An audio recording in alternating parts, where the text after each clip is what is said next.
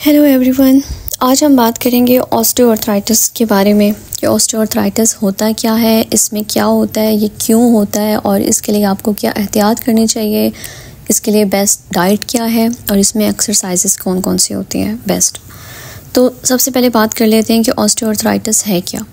देखिए, ऑस्टियो का मतलब होता है बोन, आर्थ का मतलब होता है जोड़ और राइटिस का मतलब होता है सूजन, यानी कि ये जोड़ों की बीमारी है जिसमें सूजन हो जाती है। अब देखिए, जोड़ में स्पेस होती है और उस स्पेस में कार्टिलेज होता है। कार्टिलेज को अगर आप आम ज़बान में ये कहें कि रबड़ होता है या लुब्रिकेंट होता है कि जब जोड़ हिले यानी कि मूव करे तो आपस में रगड़ ना खाए और जो मूवमेंट है वो बहुत स्मूथली हो। तो अब ऑस्टियोआर्थराइटिस में ये होगा कि जो जोड़ होता है, जहाँ पे कार्टिलेज होता है, ये उम्र के साथ साथ घिसना शुरू हो जाता है। वेयर एंड टियर डिजीज़ भी इसको कहते हैं। वो जब घिसना शुरू हो जाता है तो क्या होता है कि गैप कम होना शुरू हो जाता है जोड़ में और आपस में हड्डियाँ जो हैं वो रगड़ खाना शुरू हो जाती हैं जब जब जोड़ इस्तेमाल होगा और वहाँ पे ऑस्टियोफाइट्स बन जाएंगे। अभी आप आगे पिक्चर में देखिएगा कि ऑस्टियोफाइट्स बने हुए हैं, यानी कि वो हड्डी वहाँ पे बढ़ना शुरू हो गई है, बोन डैमेज होना शुरू हो गई है। ये आप देख रहे हैं, ये ऑस्टियोफाइट्स, बोन स्पर्स भी इनको कहते हैं, ये बने हुए हैं। ये हड्डी डैमेज होना शुरू हो जाती है रगड़ खाने की वजह से। साथ ही सूजन शुरू हो जाएगी, सूजन भी शुरू हो जाएगी, साथ ही पट्टों में अकड़ाव भी शुरू हो जाएगा। सबसे ज़्यादा मुतासर होने वाली जो हड्डियाँ होती हैं वो कूल्हे की हड्डी होती है, ये घुटना होता है और रीढ़ की हड्डी होती है। अब आपको बताती हूँ कि ख़तरे के अनासर किन लोगों में पाए जाते हैं, किन वजह से आपको लगता है कि उन लोगों में सबसे ज़्यादा चांसेस होते हैं ऑस्टियोआर्थराइटिस के। एक तो जो लोग मोटे होते हैं, ओवरवेट होते हैं, उन लोगों में चांसेस होते हैं। बढ़ती उम्र के साथ साथ ये होता है। ख़वातीन में ये ऑस्टियोआर्थराइटिस ज़्यादा होता है। आपको किसी खेल के दौरान या किसी भी वजह से अगर जोड़ के ऊपर कोई चोट लग गई है ऐसी, उससे भी ऑस्टियोआर्थराइटिस स्टार्ट हो सकता है। इसके अलावा कोई भी बोन की डिफॉर्मिटी है उसकी वजह से भी ऑस्टियोआर्थराइटिस स्टार्ट हो सकता है। मेटाबॉलिक डिजीज़ में भी स्टार्ट हो सकता है, जैसे डायबिटीज़ है। डायबिटीज़ एक बहुत बड़ा रिस्क फैक्टर होता है ऑस्टियोआर्थराइटिस में, उसमें हो सकता है ये। एक और बात मैं आपको बताती चलूँ कि 80% उन लोगों में शुरू होता है जो 70 साल से ऊपर के होते हैं अफराद, और 15% 75 साल या 75 साल से कम उम्र लोगों में ये होता है। अब हम बात करते हैं अलामात की कि ऑस्टियोआर्थराइटिस के अंदर अलामात क्या क्या आपको मिलती हैं। सबसे पहले आपको जोड़ के अंदर दर्द शुरू हो जाएगा। वो दर्द ऐसा होगा कि आप जब मूवमेंट करेंगे तो वो दर्द होगा, चलने पे वो दर्द होगा, और जब आप रेस्ट करेंगे तो उससे दर्द में कोई कमी आ जाएगी या दर्द बेहतर हो जाएगा। ये बहुत बड़ी निशानी होती है ऑस्टियोआर्थराइटिस में कि जॉइंट पेन होती है। और सबसे ज़्यादा मुतासिर होने वाली जो हड्डी होती है वो घुटना होता है, क्योंकि घुटने पे आपके पूरे बॉडी का वेट आ रहा होता है। इसके अलावा अकड़ाव हो जाएगा। मैंने आप लोगों को पहले बताया था कि जो आसपास के पट्टे होंगे, जो मसल्स होंगे उस जॉइंट के, उनमें अकड़ाव आ जाएगा। इसके अलावा सूजन होगी, मैंने आपको बताया था, क्योंकि बोन डैमेज हो रही है तो सूजन भी हो रही है साथ साथ। इसके अलावा फ्लेक्सिबिलिटी कम हो जाएगी या ख़त्म हो जाएगी। उसमें ये होगा कि जिस तरह कोई टांग घुमा के टांग जोड़ के बैठ सकता है वो नहीं कर सकेंगे, टांग को सही बेंड नहीं कर सकेंगे, टांग को मुड़ते हुए तकलीफ़ होगी। एक और इम्पॉर्टेंट बात मैं आपको बता दूं कि 75 साल से कम उम्र लोगों में सबसे ज़्यादा वजह जो बनती है वो वेट होता है।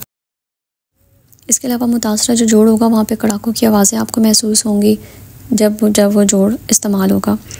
बोन स्पर्स मैंने आपको पहले बताया था कि हड्डी बढ़ जाएगी उस जगह, उस जॉइंट पे। अब इसकी वजह से कॉम्प्लिकेशन क्या हो सकती हैं, क्या पेचीदगियाँ पेश आ सकती हैं। डिप्रेशन हो सकता है, क्योंकि जाहिर सी बात है आपकी डेली लाइफ की जो एक्टिविटीज़ हैं वो अफेक्ट हो रही हैं, तो डिप्रेशन होने के चांसेस बहुत ज़्यादा होते हैं इसमें। पेन की वजह से नींद डिस्टर्ब रहेगी। ये ऐसी ऑस्टियोआर्थराइटिस एक ऐसी चीज़ है जिसको आप रिवर्स नहीं कर सकते, लेकिन इसको प्रोग्रेशन को आप आहिस्ता कर सकते हैं, इसको रोक सकते हैं। अगर हम ट्रीटमेंट ऑप्शंस की तरफ जाएं तो सबसे पहले फिजियोथेरेपी आ जाती है, जो सबसे ज़्यादा बेस्ट ऑप्शन होता है ऑस्टियोआर्थराइटिस के पेशेंट्स के लिए। दूसरा, ऑस्टियोआर्थराइटिस के मरीज़ों को ये बताना ज़रूरी है कि उन्हें है क्या, ये क्यों होता है और इसको आप किस तरीके से प्रोग्रेशन इसकी स्लो कर सकते हैं, क्या एक्सरसाइजेस आपके लिए बेस्ट हैं और आपने क्या नहीं करना और क्या करना है। दर्द के लिए आप गर्म टकोर या ठंडी टकोर का इस्तेमाल कर सकते हैं।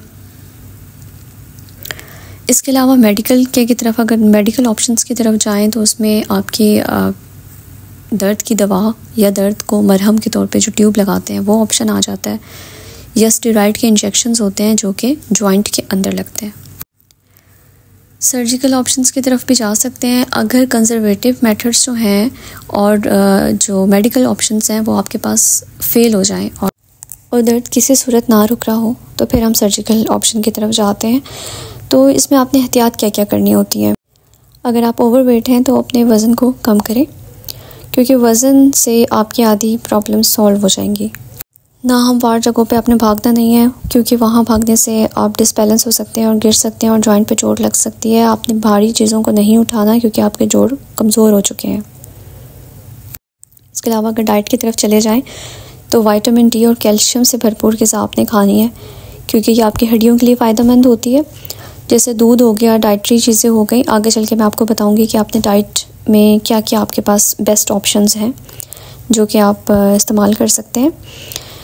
इसके बाद आपने अपनी ब्लड शुगर को कंट्रोल रखना है, क्योंकि ब्लड शुगर की वजह से भी ऑस्टियोआर्थराइटिस पे अफेक्ट होता है। इसलिए आप अगर डायबिटीज़ के पेशेंट हैं तो आपने अपनी डायबिटीज़ को कंट्रोल रखना है।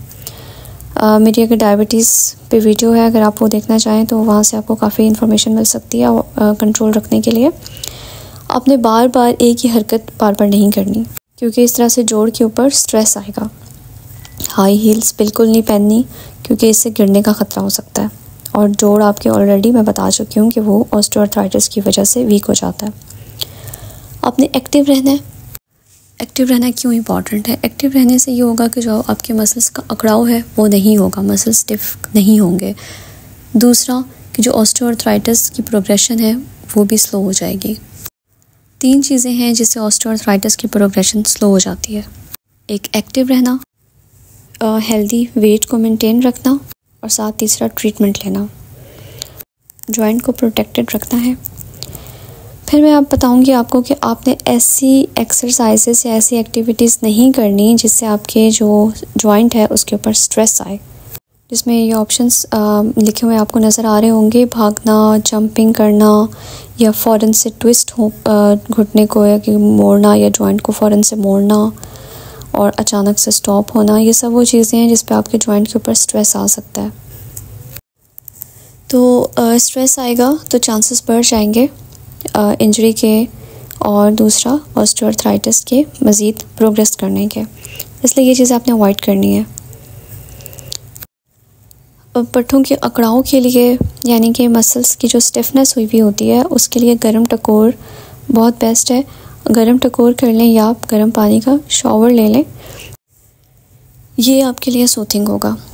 अगर आपने एक्सरसाइज या कोई एक्टिविटी की है और 2 घंटे तक पेन नहीं ठीक हुई तो जॉइंट को रेस्ट दें, गर्म या ठंडी टकोर करें, और उसके बाद भी ना ठीक हो तो ज़रूर डॉक्टर को दिखाएं। अब मैं आपको बताऊंगी वो डाइट जो बोन के लिए बहुत इम्पॉर्टेंट है, बोन हेल्थ के लिए बहुत इम्पॉर्टेंट है, यानी कि ऑस्टियोआर्थराइटिस में बेस्ट है, जो कैल्शियम और विटामिन डी से रिच है। सबसे पहले फ़िश आ जाती है। फ़िश के बाद अंडे की जर्दी आ जाती है। अंडे की जर्दी के वैसे भी बहुत फ़ायदे हैं, इसमें भी उसका बहुत फ़ायदा है। और इसके अलावा दूध का इस्तेमाल कैल्शियम से भरपूर होता है, दूध का इस्तेमाल आप करें। कैबेज यानी कि बंद गोभी का इस्तेमाल करें। ये सब वो चीज़ें हैं जो आपकी बोन हेल्थ के लिए बहुत मुफीद है, यानी कि विटामिन डी और कैल्शियम से भरपूर चीज़ें हैं ये। इसके अलावा आप दही का इस्तेमाल करें। जो डेयरी प्रोडक्ट्स हैं वो सारी की सारी बहुत फ़ायदेमंद हैं। उनमें से आप किसी अपनी फेवरेट चीज़ का इस्तेमाल करें, वो विटामिन डी और कैल्शियम से भरपूर होते हैं। डेयरी प्रोडक्ट्स में ही है, ये चीज़ हो गई, बहुत से लोगों की पसंदीदा होती है, तो इसका इस्तेमाल करें। सीरियल्स का इस्तेमाल करें, जो भी आपका फेवरेट सीरियल है उसका इस्तेमाल करें, ये भी बहुत मुफीद है। इसके अलावा किसी भी फ्रूट का जूस पी सकते हैं आप, किसी भी जो भी आपका फेवरेट फ्रूट है उसका आप जूस पिएं, वो आपकी हड्डियों के लिए बहुत मुफीद है। तो ऑस्टियोआर्थराइटिस में ये चीज़ों का आपने इस्तेमाल करना है। ख़ास तौर पे अपनी डाइट के ऊपर कंसंट्रेशन देनी है कि आपने वो चीज़ें लाजमन खानी है जो विटामिन डी और कैल्शियम से भरपूर है। देखिए, एक्टिव रहने के लिए बेस्ट है कि आपने एक्सरसाइजेस करनी है। आप कोई भी एक्सरसाइज कर सकते हैं, भागना नहीं है बस आपने, आप वॉक करें आराम आराम से, साइकिल चलाएं, ये नहीं कि आपने तेज़ स्पीड में चलानी है, बिल्कुल नहीं। आप आहिस्ता आहिस्ता आराम आराम से वॉक करें, आप आहिस्ता आहिस्ता साइकिल चलाएं। ये सब वो चीज़ें हैं जिससे आप एक्टिव रहेंगे, आपके मसल्स में स्टिफनेस नहीं आएगी। स्विमिंग, एरोबिक एक्सरसाइजेस बहुत बेस्ट ऑप्शन होता है। जो लोग कर सकते हैं वो लाजमन करें।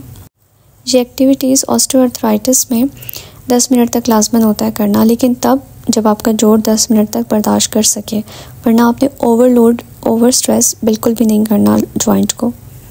अब मैं आखिर में ये बात करूँगी कि अगर आप ओवरवेट हैं तो आपने सबसे पहले अपने वज़न को कम करना है, ताकि आपकी बॉडी का जो वज़न है वो जॉइंट के ऊपर कम पड़े। 1 पाउंड वज़न कम करने से जॉइंट के ऊपर जो बोझ होता है वो 4 पाउंड कम हो जाता है।